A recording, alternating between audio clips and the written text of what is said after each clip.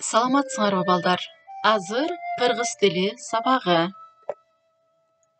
Балдар, биз бүгүн силер менен кыргыз тилинин диалектилери аттуу теманы өтөбүз. Бүгүнкү сабактын максатында силер диалект жана говор эмне экендигин түшүнөсүңөр. Диалектинин өзгөчөлүгү, айырмачылыгын билесиңер. Адабий тилдин зарылчылыгынын маанисин билесиңер. Жана туура так сабаттуу жаза билүүгө аракеттенесиңер балдар. Бизде балдар кыргыз тилинде эки диалект бар. Түштүк диалектикасы жана түндүк диалектикасы. Диалект деген эмне? Бул белгилүү бир аймакка тараган тилдик бөтөнчөлүктөрдүн жыйындысы диалект деп аталат. Ал эми диалектилердин кичирээк, анчалык кеңири аймакка тарабаган бөтөнчөлүктөрү говор деп аталат. Диалектинин курамына бир канча жергиликтүү говорлор кирет. Кыргыз тилинин түндүк диалектиси Талас, Чүй, Ысык көл, Нарын говорлорун ичине алса, түштүк диалектте да бир нече говорлор бар.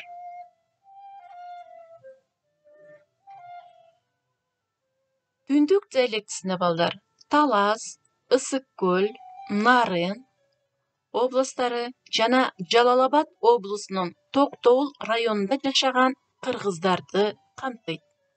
Ал эми түштүк диалектиси Ош, Жалал-Абад, Токтоул районунан башка Баткен облустарында жана Өзбекстанда, Тажикстанда жашаган кыргыздарды камтыйт.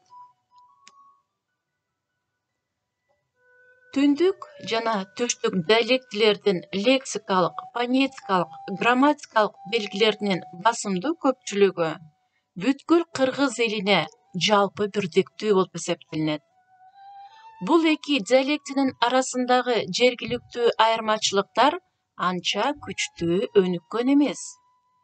Бирок түндүк жана түштүк диалектилери бири-биринен бир топ тилдик белгилери боюнча айырмаланышат. Олуттуу айырмачылыктар өзгөчө алардын лексикалык курамында кездешет. Мисал келтирели.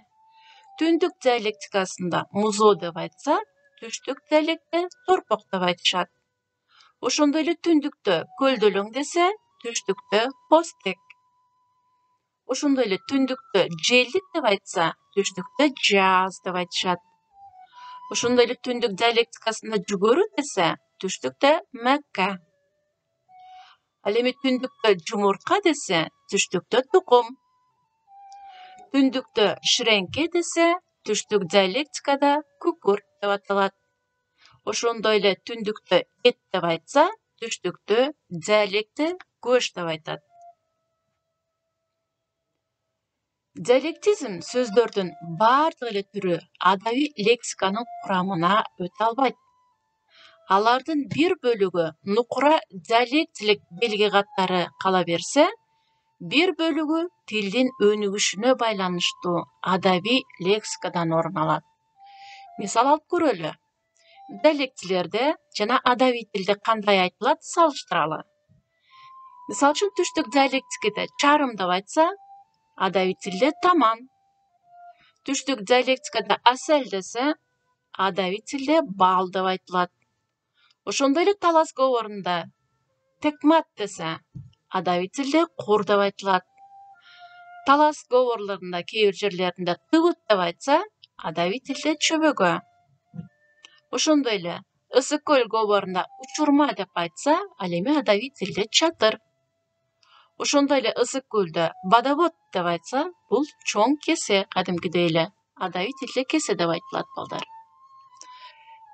Балдар, эгерде силер бүгүнкү теманы түшүнсөңөр, анда мен силерге тапшырма берейин.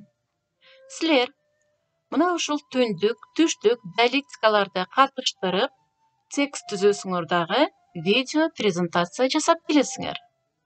Видео презентация айталы түндүк диалектикада кандай, түштүк диалектикада кандай. Ошол жергиликтүү элдердин сүйлөгөн сүйлөө кебин силер видео презентация кылып жасап келесиңер. Ал немесе балдар? Сабагыбыз аягына чыгып калды.